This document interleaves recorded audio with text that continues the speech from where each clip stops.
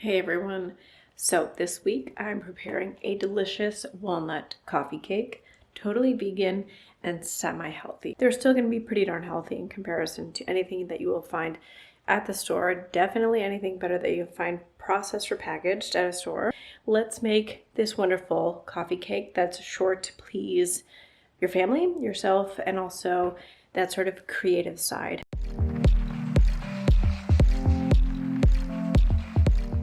This recipe is going to start off with soaking some dates and setting them aside while we work on the cinnamon sugar topping. In a food processor, ideally a small one because it's easier, we're going to add some walnuts in addition to coconut sugar and cinnamon and pulse until nicely combined and it resembles crumbs.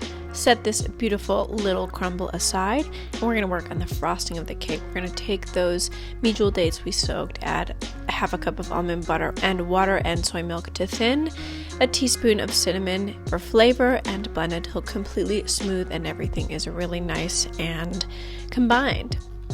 To a loaf tin, a bundt cake preferably, we're going to add a little bit of grease and add flax seeds in addition to coconut sugar, avocado oil, and agave nectar to make the base of the wet ingredients. We're going to add half a cup of almond butter and a tablespoon of vanilla extract as well and mix until smooth. Add baking soda, ground cinnamon, baking powder, and sieve it all together with 1.5 cups of whole wheat flour in addition to 1 cup of all-purpose flour plus 2 tablespoons of cornstarch, making a homemade version of cake flour.